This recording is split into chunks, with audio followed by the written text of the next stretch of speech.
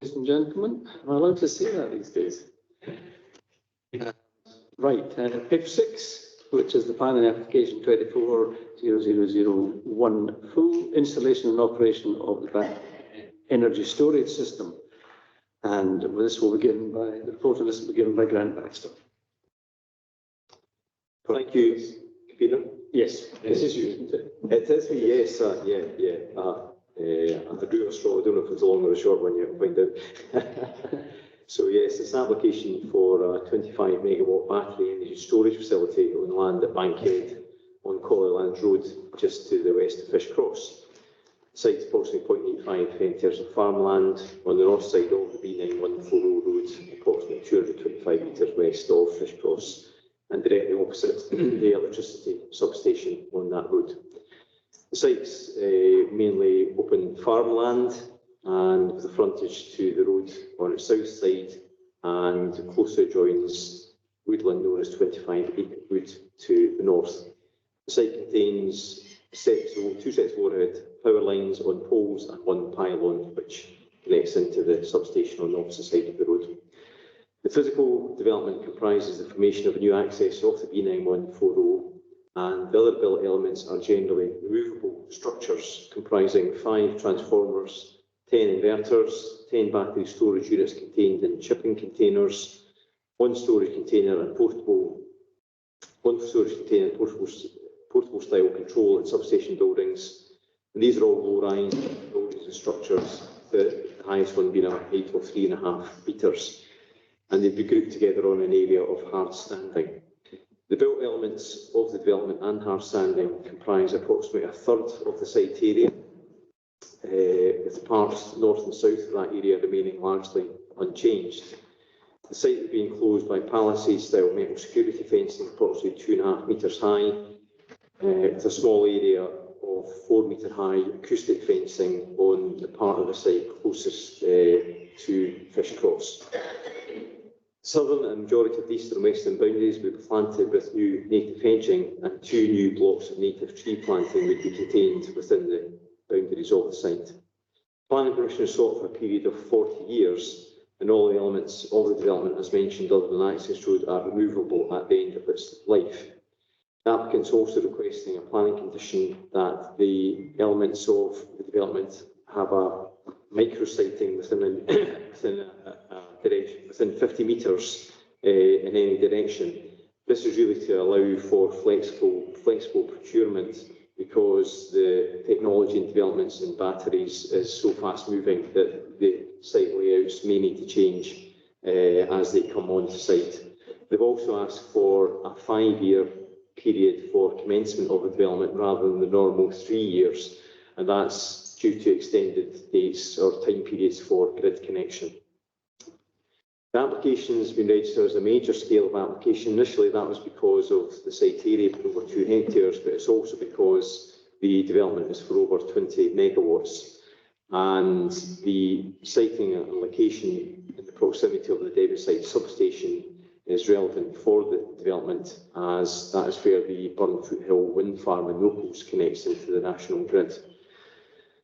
The application has been accompanied by a number of supporting statements and documents, and these are summarised in 3.7, including archaeological surveys, landscape and visual appraisal, noise assessment, ecological studies, and outline safety management plan. As I say, the development location, the electricity substation, is relevant to its purpose, which is really to store electricity generated by things like the wind farm in Nobles during off-peak periods, and then supply that energy to the national grid during peak periods. So essentially it's providing a more stable supply of energy to the grid that's not always possible simply being derived from the renewable energy sources. As a major application, it was subject to pre-application consultation in the local area, and all local community groups and many other interest groups, as well as elected members, MPs and MSPs, were contacted, and drop-in consultation events were held at Shaw Park Golf Clubhouse. There was only 5 feedback forms received by the applicant, and they've reflected those in the the public consultation report they submitted with the application. There are a large number of consultees with the application, summarised in 3.11, and none of those consultees have raised any objections to the application. I would just draw attention in particular to comments from the emergency planning team and Scottish Fire and Rescue around the safety issues to do with this type of installation. And the Fire and Rescue Service would require the layout and design to be in accordance with National Fire Chiefs Council, and the emergency planning team of the council also wish to be involved in the final detailing of the design and layout.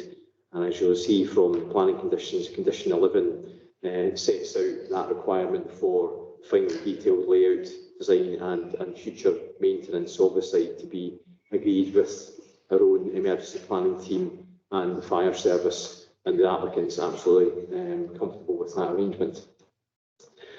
There were 4 representations made to the application covering issues to do with traffic, noise, fire risk, as already mentioned, landscape impact, the justification for a countryside location, and also a rather technical point about VHF radio signal. And I'll come to that one in a wee second. The issues raised there have been covered well by the consultees. And for instance, with regards to noise impact assessment, a noise impact assessment was submitted with the application. And as I said, a small area of acoustic fencing required, which will be in place when development commences. The issue of requirement for a countryside location is really necessitated by the location of the substation that sits on the opposite side of the road, and a sense that the development here will lie directly opposite that, with underground cables connecting it to the substation. The VHF signal issue is really not a material planning consideration. However, the applicant took the trouble to meet with the individual who raised this concern, who I think is a local amateur radio enthusiast, and provided reassurances on how the development will be carried out to provide no or as little as possible interference with that, and given contact details for any issues that may be raised during the construction of the development. Section 4 provides a planning assessment against MPF 4 and the Council's local development plan, and the application is generally supported by the provisions of both, in terms of providing for a development that contributes to renewable energy and the journey towards net zero, the justification for a countryside location in terms of the physical proximity to the electricity substation, and the landscape impact of the development, which is relatively low considering the sort of size of the site, but due to the scale and layout of the buildings, and also that being supplemented by landscaping and planting provisions, which will remain in place and actually enhanced by diversity in the area, which is currently agricultural land, which is also fairly low biodiversity value. So, in summary, taking all that into account, the application is recommended for approval, subject to the conditions set out in the report. And happy to pass you back to yourself, Convener. Thank you, Grant. That's fine. Any questions, Councillor Earl? Yeah, thanks. I've got a couple of questions. Just for clarification, we are talking about the storage of electricity rather than the storage of big batteries or something like that. Am I correct? Essentially, we're talking about a complex of batteries that will store the electricity that comes from the wind farm. So the batteries themselves, as I say, are contained in shipping containers essentially, and then there's other electrical infrastructure around them. Okay, so that moves me nicely on to the second question. We're all aware of the recent fire that was on a site, I think it's Kilmarnock, but don't quote me on that. But there was a major fire, and one of the houses that was closest to the fire was only 50 metres away from the site of the fire. Can we have an exclusion zone around the site of not 50 metres but 100 metres to be sure, to make sure there's no development on that site or within that exclusion zone for all time. The site is going to be there, and I think it's 40 years. It's in the paper.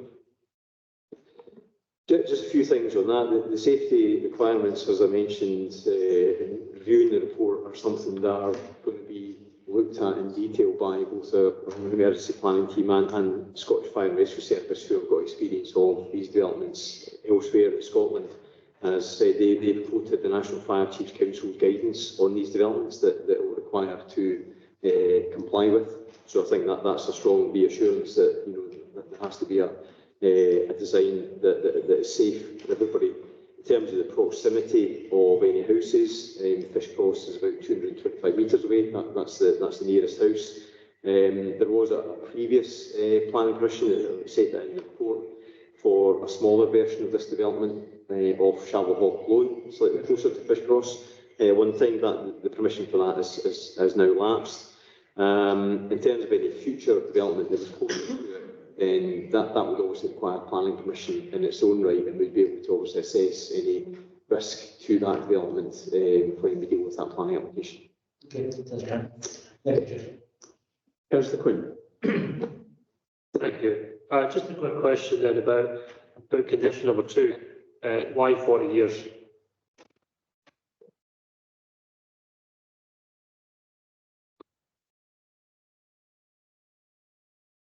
I think 40 years is really just in respect to the lifespan of the equipment that maybe have to be renewed if it was to be sustained for longer. So, and it may be that stuff becomes obsolete before that date. As far as I understand, it's really to do with the sort of lifespan of the equipment. Excellent. So as a follow-up to that then, so this application is specific about a certain type of equipment. So that's been specified. If they have to consider the lifetime of the first installation, then it obviously means that they feel that they would need new permission to put new kit. That's why they're putting a 40-year line on. Is that correct? I mean, I think there will certainly be within that time period the need for maintenance and upgrading of the system as they go along. But as far as I understand, the overall infrastructure is sort of as installed. It's meant to have a 40-year lifespan. That's not to say that every element of it will, of course. Are there any implications in that for the council or the land roundabout if it's 40 years? Does it matter? I suppose it matters in the sense that the planning permission is normally given permanently. Yeah. Whereas here there's been a specified maximum time period that this is to be in existence. As you see from the conditions, there's the conditioning reinstatement of the land, after that period ceases. I'm hoping that it's not necessarily going to be me this year to oversee that, perhaps, but that's it's the same. It's the same with wind farms as well. Wind turbines have a useful lifespan. I think so often 25 years. But what can happen at the end of that period is that either the turbine's taken down and reinstated, or a planning application could be made for new turbines, some generate bigger or generate more electricity. So it's really a reflection of how quickly the technology can move on as well.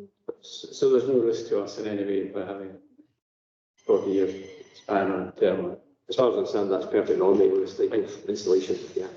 Right. My next question then is the equipment that's being installed. I mean, taking Councillor Earle's point about fire risks, and we all know from reading papers that cars and scooters and things go on fire. Is it the same kind of battery system? Are these battery systems themselves, do they have a certification of fire risk or lack of? That's really something the fire service will pick up on. So they will require through their guidance to approve the specifications and also things like distances between each unit. I think in some cases there's been a concern that if they're too close, that the fire can spread quite quickly. So clearly that will be an issue. And as I say, the flexibility in the planning conditions allows for both our own emergency planners and the fire service to really dictate what the parameters should be. I mean, on the question of fire risk, it seems if the equipment goes up and burns itself to the ground, that's not our concern really, as long as it doesn't affect anything outside of the site. Is it the kind of fire that is explosive? Is this the risk that we're hoping to mitigate, rather than just a standard combustion job that most goes up the way? Not an expert, I have to say, in what type of fire it would actually be. I'm afraid that would really be a detailed one for the fire service. Okay, yeah, because obviously the people living in the Engine Green, who are the nearest folk at 230 metres, whatever it is, find they watch a bonfire, man, that's not a problem. But if large lumps of metal start coming through the roofs, that's a different issue. So it's something we need to be very clear about. If the fire risk is explosive or just standard combustion. Yeah, I can only say that if the fire service had concerns about the proximity of the development to dwellings, they would have told us that. Yeah. Okay. Fine. Councillor Law, and then Councillor McTaggart, and then Councillor Bassett. Taking it to me, it's probably going to be answered. I've got a couple of questions. Just in regards to noise, I think, is that, I can't say it. I'm going to have to find another word because I can't actually say the word I was going to try and say. Is that in regards to road traffic? But my understanding, like battery storage can actually cause kind of high-pitched sounds, which I personally triggers me because I've got quite sensitive hearing. Would the barrier stop that as well? Because I'm thinking just the road going by, whether that could affect people, but also there's quite a lot of animals. I know there's like a kind of horse riding around there as well, and obviously animals have more sensitive hearing than what we do. So would that minimise that kind of high pitch, painful, headache-inducing noise? The acoustic barrier that's required is quite a small area that really is between the equipment, the closest part of the equipment to the house in that fish cross. So it's really the noise from the equipment that's been dealt with through that, rather than from the road. There will actually be very little traffic generated from this other than in the construction phase. So should maybe, we're just thinking about the people there, but I'm also thinking obviously about the wildlife. Could we get that noise barrier extended throughout the site to contain the noise in? Because just obviously the surrounding wildlife and whatnot, domestic animals that are nearby. Yeah, the noise issue was raised through there was a noise impact assessment done. Our Environmental Health have assessed this, so they've agreed with the recommendations that have come out of that, which have gone into the layout and design. So that's been through that process already in terms of that is an appropriate and satisfactory set of measures to deal with the noise that's predicted from the. Is that just looking at the impact on humans, or did that look at the impact on animals? I think it's just looking at the impact on humans. Yes. Yeah, because that's my issue, is the impact on the wildlife around would be my concern in regards to that. I don't know if that could get looked at. It's not something I'm aware of having been looked at before. It's not something that our Environmental Health Service normally, would flag to us. So it's maybe a question I could take back to the applicant, but you're right in terms of the noise impact assessment and looking at the impact on people in the houses essentially. Yeah. Yeah, I would ask if we could do that, because that is one of my concerns, is obviously the wildlife. We shouldn't just be looking at ourselves, we should be looking at the. What can we suggest in that case is perhaps an informative note on the decision that we can ask the developer for more information on that. If you're happy, we can proceed with that as an informative note on the decision notice. Yeah, no, I do that. Yeah. Yeah, no, that'd be grand. Also, what's my question? Just in regards to obviously the decommissioning of the land, what guarantees or what can we put in place to make sure that, say, there was an issue with that and the council then had to do work in order to make sure that that was taken? I don't think we should be incurring any costs in regard to that. Is there anything that can be put in place to ensure that we are not being costed if we have to, I don't know, get legal push to get the decommissioned correctly and put back to how it was? Yeah, the decommissioning is obviously an onus on the developer themselves, and with any planning issue, compliance is something that the developer is required to carry out. And if they don't, the council has its enforcement powers to be able to step in and do the works as one of our enforcement powers, and then we can seek to recharge that work, the cost of that work to the developer. That, as you probably know, could be quite a lengthy process, but I guess the provisions are already there in the enforcement parts of the planning legislation. Lee, do you want to come in? I mean, you could, first of all, we wouldn't have any rights to go into somebody's property to go and do any kind of decommissioning work if it's private land. But what we potentially could do is, I would have expected for this kind of development, and I suspect the planners probably would never have asked the question, but we could ask the question as to there's normally decommissioning and reinstatement bonds that are put in place for these type of developments, particularly when you've got the 40-year span. It's like a bit like wind farms.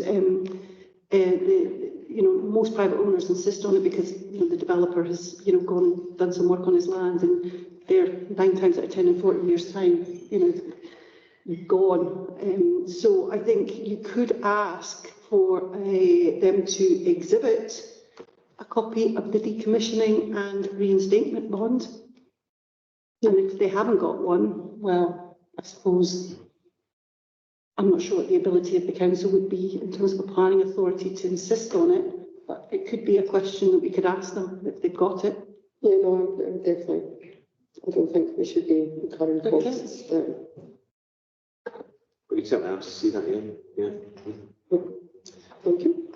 I've seen it in other councils that asked for it. Before we move on from your question, I've got some of the sound analysis here, and it says it's considered that the sound sources associated with the development are likely to be broadband in nature with no distinguishable tones, which suggests that it's not going to be high-pitched whine all the time, which we can't hear, which sends the dogs and horses mad.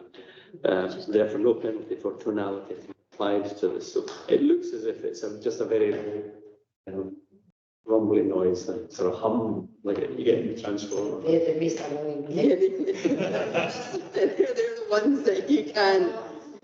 You've obviously never sat beside a PC that has had that high-pitched noise for quite a while that you want to hit your head off. So. You're sitting at a strange noise. Councillor Taggart. Glasses are Yes, more than what you're thinking, Okay. what you stand in those zones. Thanks, Chair. I'm kind of, maybe it's me, but I'm kind of finding this application kind of back to front, because there's quite a few things that still haven't been ironed out, and we're being asked to approve this, while there's still things like the emergency plan, the fire, all these kind of things have yet to be confirmed. What is what potential problems could there be if these things went on fire? The fire service haven't told us that yet. The coal authority, they haven't done the mining risk assessment yet. We haven't had any emergency plan in place yet, but we're being asked to approve this and in the future hope that everything there goes fine. So I'm just wondering if we're a wee bit back to front with this, and that it's really hard for us to say one way or another until such times as we can categorically say that's safe, that's safe, that's safe, all done, tick the boxes and everything's fine. I'm not objecting to the installation as such. What I would say on the point that the chair was making earlier regarding lifespan, etc. I was in a conversation regarding these kind of things just a few weeks ago, and apparently within the next 2 years, the type of thing that's being suggested here, which is maybe why they're asking for the 5-year thing,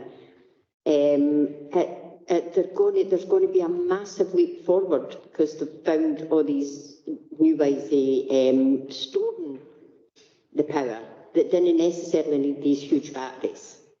So, as I said, could be why they're asking for that extended period, but I still feel as though we've not got all the information we need to ensure us in full confidence that this is going to be absolutely perfect and there'll be no future problems. Thank you. I think first of all, the safeguards around safety are there because there's other, the authorities that really deal with safety are required to be involved in the final sign-off of the layout and design, so that's still built in. And I think your point's probably reflected in some extent what the developers said themselves, because technology is changing. The micro-siting of the equipment may need to change from what we see on the current plan as submitted. So I think even if there was an absolute confidence that that's the plan and that's the layout now, if they take 3 years to implement it, like you say, the technology could in theory change, and then we'd have to maybe think about either allowing that through some flexibility in the planning permission, or as Keith was alluding to in the other application earlier on, deciding that those sort of changes are material, such that they've got to require a new planning permission or an amendment to it. So I think that I take your point, but I think we've probably got this as far as we can in terms of the planning stage. But it's not to say that beyond this stage things are now out of control. There's still all those controls about safety, how this has to be constructed, absolutely in accordance with the requirements of people like the fire service, who I think are the most important sort of party here. So I think it's just almost the sort of nature of this type of development, maybe needing this kind of approach. So there will still be points in the future where, should this development pose a risk, whatever risk that might be, this planning application would halt until these risks were mitigated or removed. I think what we'll say on that is that we can't discharge the planning condition on the design until we have the agreement of emergency planning and the fire service. So in a sense, the same thing, the development can't commence till the planning condition is discharged. The planning condition can't be discharged until those authorities are happy with the layout and design. Okay. That's right. Okay, Donald. Yeah, Grant, you said this is a major development that presumably doesn't fall within the requirements for an environmental impact statement. That's correct. Yeah. One of my main questions was really, do you know whether the developer considered a location just to the east of the existing transformer station, but to the south of the road? I'll maybe see if Keith's got any comments on that. I think they decided that this location directly opposite was optimum in terms of their performance, but I don't know if you're aware, Keith, if other locations were looked at in this pre-application stage. I think from memory that we had raised that in terms of the previous application permission for I think it was a case of availability of land, and also I think there's overhead power line that goes across the land to the east of the substation. And I think those factors influenced the siting of this site. And again, there are power lines here where the site design takes that into account. Yeah, from a layman's point of view, the site to the west of the existing train station might be better anyway, but the question stage. The other one was, have we got any more details on this micro siting, this requirement for an extra 50 metres either side, which substantially enlarges the site? Have we got any more information on what that might look like?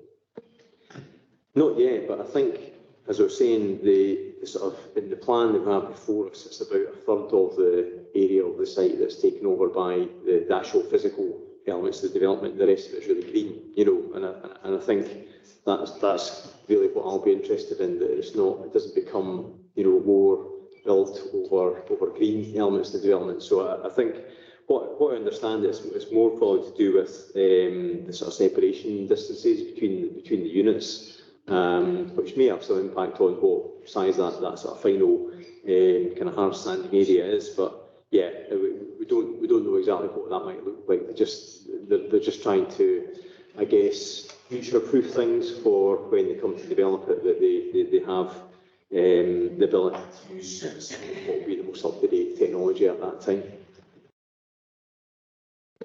Have we discussed this application with other local authorities? I mean, this is judged to be fairly new technology, battery technology. Have we discussed with other authorities that maybe handled similar applications in terms of issues? No, we haven't, but obviously people like the Fire and Rescue Service have been dealing with them in other areas, but we've not engaged with other councils through dealing with this application, no. And in terms of community benefits, I mean, the development of wind power, for instance, is there's now a nationally recognised kind of community benefits levy in wind power. Is there any indication that that might apply to battery storage? I think there was an opportunity for some, not statutory, but kind of informal engagement around that with the community groups, and it was surprising, maybe slightly disappointing that they haven't engaged either at the pre-app stage or you know, through the planning application with the developer. I think maybe there was perhaps a bit of an opportunity missed in that regard to them engage in it informally, not through a statutory thing. So yeah, I think that's maybe a comment to make there. And finally, Grant, do you see any barriers to us applying a percentage for art policy to this development, which is part of our local development plan policy? It is the public art policy in SG does exist, but it doesn't cover this particular type of development. I think it covers residential and really sort of commercial, sort of retail development. So there isn't really a hook in the policy, as far as I could see, that would necessitate a public art contribution through this permission. But there's no barrier to us applying a percentage for our policy. The only barrier is that we wouldn't have a development plan basis for that type of condition, so it could be challenged, maybe successfully. That would be my concern. Chair, I spoke to you this before, but I'd like to give notice that I don't have any problem with the development, but I'd like us to apply a 1% development value or percentage for art to this development. And you could put in that as a motion. I'll wait until the debate, but yeah, I'm giving you notice that I would like to put that forward as a motion. We apply a condition for And that would be in after the debate phase. You need a proposer and seconder to allow the amendment to go through. Why should we do that? Well, we've got notice, so once we've finished the questions, both second, and then we'll go to the actual report. Okay, Councillor Fairley, do you want to? I want to wait for Thanks, Chair. Grant, they've asked for 5 years rather than 3 for correction to the grid. Do we know it's 5 years or is it up to 5 years that they'll need for the correction? And given that it's a 40-year application rather than just permanent, when does the clock start ticking in terms of the 40 years? Yeah, so it's up to 5 years is what we've asked for to start implementing, and the 40 years would start from the date of the planning permission being issued. So that could include a 5-year period as well. Yeah.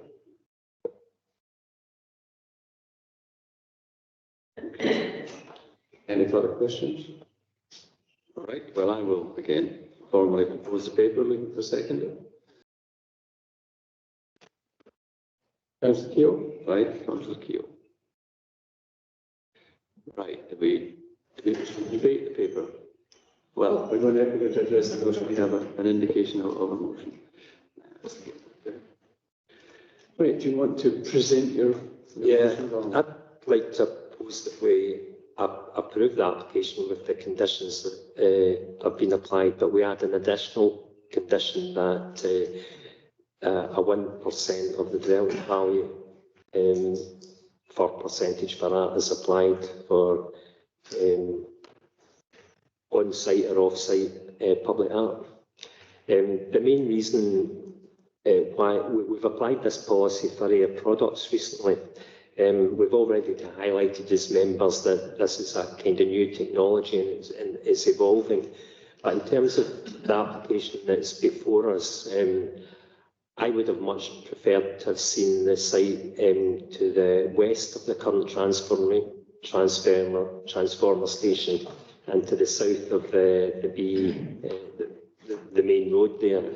That main road, historically, from a council perspective, I don't know if it's going to be reflected in our local development plan, but that road has been suggested by the council for improvement, enhancement, for a kind of bypass for the hill fruits. Now, whether you like that idea or not, long term it's been suggested as a speedy route. For me, who travels that sort of route, you get absolutely fantastic views of the locals. And whereas the fields round about that area haven't got a landscape designation, as you go along that road and look up to the hills, you can see an area of outstanding natural beauty. And I do feel that this does have a landscape impact, although there's landscaping through conditions that have been put in place. But I feel the additional contribution of a percentage for art to help art installations, which again, historically have gone along our active travel routes. And although we've got an active travel route, probably about, I don't know, at least, 150 metres from this installation, which is at 50 knots. And we as a council have long-term plans for our active travel route between Alva and Fish Cross to create a routes to Alloa. And I believe that's just one area where a percentage for art locally could benefit. Restoration of Socket Tower has been talked about. So I do think, and indeed the community of Fish Cross could maybe benefit from that type of community benefit. It's the main one that I feel is embedded within our local development plan, and we have had a history of applying. We have applied this to industrial developments in the past, so I would suggest that we do that with that additional condition. Okay. Do you have a second? For a second, I'll second that. thank you, Martha.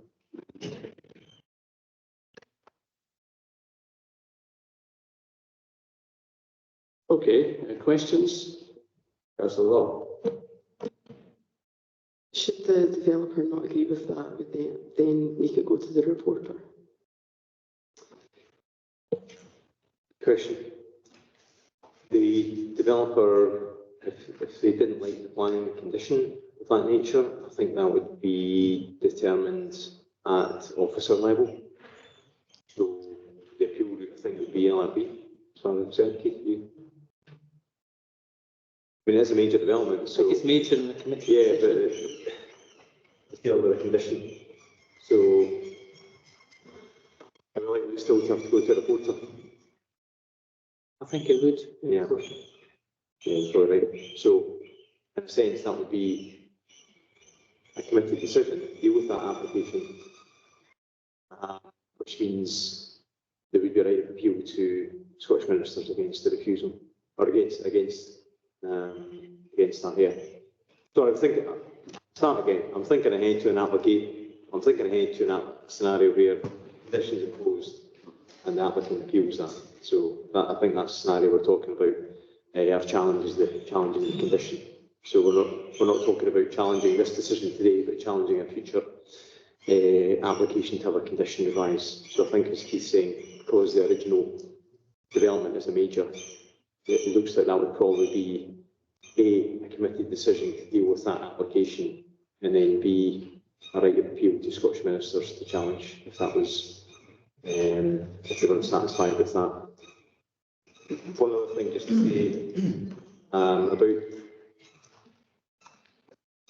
say, just briefly about if there was a condition proposed on public art, that the council policy is not a 1%, it's not a percentage for art policy.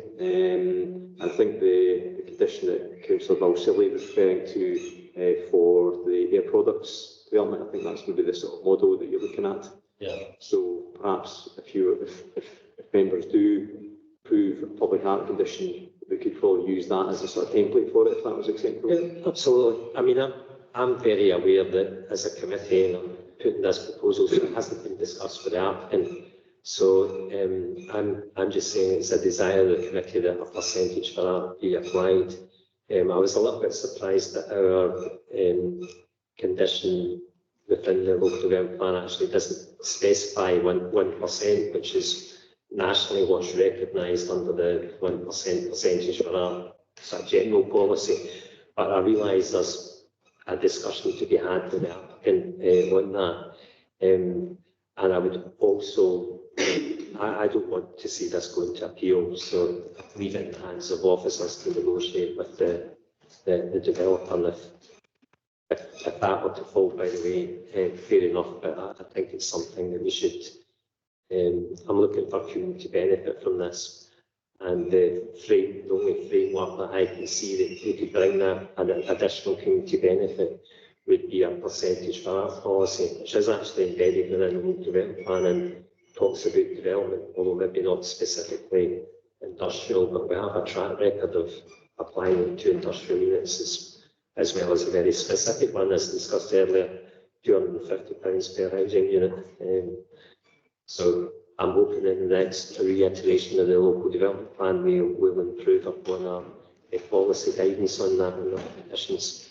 But I'm suggesting to committee that we approve that with that additional condition. In the light of what you just said then about not wanting this to go to the reporter, are you withdrawing your motion? No, I'm not. It was my understanding that when we're applying conditions like that, like the normal process is you've had a discussion with the applicant and discussed all your conditions as a kind of courtesy and saying this is going to committee. And then the committee can change and waiver that and that, whatever it can, and then officers go back and basically apply that. So, yeah, I realise that we were in, but I'm still sticking to it. I think we should try and get some community benefit out of this application. It's a major application. It could enlarge in size. I don't think landscape mitigation is the only thing that would mitigate my feelings about this development. I do feel we should apply a percentage for that to it. So just to get this clear, we've got a couple of decisions or a couple of things that we've discussed during the actual committee, and some of that is about an informative note in relation to the noise impact. I think that was one of the questions that I wanted to ask the developer. Copy of any commissioning and reinstatement bond to cover off this. And I think what you're saying is that you would like to delegate to officers a discussion around a contribution to art, but it will not be a condition of the planning permission, because if it was a condition of the planning permission, it could be called in by the Scottish ministers in the event of a developer refusing to accept that condition. So it's more around a conversation with the developer in anticipation of getting a contribution towards art. Outline that, Lee, if those are the list of other issues that the committee is taking. Apologies, Chair. Given our legal advice that we've had identified these things as issues to discuss with the developer, I'm happy to withdraw the proposal as long as public arts added into that discussion about the other aspects that we talked about, the restoration bond, and That's something we can do, yeah. Is that motion withdrawn? I'm happy with that, Chair. I've kind of rescinded a wee bit, but I'd like to carry a wee bit more weight, but I accept the position. Councillor McTaggart, you had a question. Is that now rendered It unnecessary? wasn't really a question, it was just to support Donald's motion, had it been, but I still support the essence of that. I don't think it's unreasonable to ask people who are coming in and disrupting our county, wherever that might be, or that they should expect to provide a bit of community benefit for that. I mean, our communities are the people who are having to put up with these things. So why should a wee bit of community benefit not come back to help to appease that? Sure. Yeah, Thanks, I get that. Councillor Bennett. Yeah, just, I'm just thinking instead of it being a general motion, a friendly persuasion would be rather nice, you know, just to ask the question if they could do that, because then it can help in two ways. It can help them as well, because then they're looking at something and saying, well, we're doing this for you, and so it'll ease the way round. But yeah, I do agree that we should be looking at something because they're getting the use of that land and the surrounding area. So it would be nice if we could just say, well, even if it was just a small thing, just to say that, just to counteract the fact that they're doing all that. Understood. One question I would have had is 1% of what? It's usually 1% of the development value, Which which is often submitted in the planning application when they define what the rough value is. As far as I understand, it was more, the percentage part was more about public projects that were to deliver a percentage of that rather than necessarily the planning process delivering it through private developments. I think we're flagging that up to do with Alba. So we've never had a 1% for art policy, but we've always had policy and guidance about how to deliver public art in a manner through the planning process. But I don't think the percentage of art is something I'm aware that other planning authorities have. Well, I just wonder how you calculate the development cost. Well, I think it would be gross development value, I would imagine. Would you watch that? I think I would imagine it would be 1% of gross development value. That would be, And that's something you guys can work out. but it's not a planning. That's not a planning policy. I'm saying I think the percentage for our policy was a government thing about public projects delivering art rather than necessarily through private developments in the planning process. That's my understanding. I mean, in the previous case I talked about, it was £250 per house, I think it was, wasn't it? So yeah, you've got an absolute figure in relation to it. Yeah. Maybe the offer should be a contribution of not less than an estimated figure is suggested. Well, yeah, not less than 1% or up to 1%. You know, I think Not less than, in your case, £2,500. Yeah. £10,000. I think the guidance that I've seen previously is 1% of the development value, which is often submitted in the planning application. But for what it's worth, I've recently, as Provost, been in touch with Air Products, who had a percentage for our policy applied, and they've been very positive response. They're wishing to establish themselves locally as a long-term business, and they see this as a way of promoting their company and to be engaged with the community. And we've already defined this as a major development. And as has been said by other councillors, it will have an impact upon our community. And this is one way to facilitate a better relationship between the company and the local community to bring additional community benefit.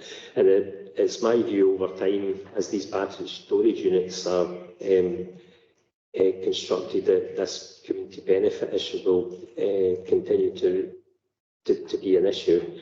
And it may well be that there'll be some sort of policy formulation as we have created with the wind power sub companies and the solar panel companies, that now are looked upon to, as well as the benefits in themselves, to also bring some community benefit. And that's what I was trying to secure with that sort of condition. But if it would bring down the whole development or challenge it, I can see the difficulty of that.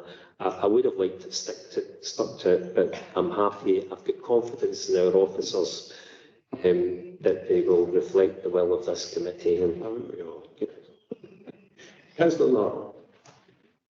I was just going to say, we've got a local development plan, obviously, coming up. We're looking at that. So I think maybe that's a conversation that we can look at these, and because back then we didn't kind of really think about these sort of developments and what that would entail. So I think really that's a space for us to kind of sit down and discuss what kind of community benefit, because I totally agree with all the sentiments that we do need community benefit in regards to these projects. So, thanks.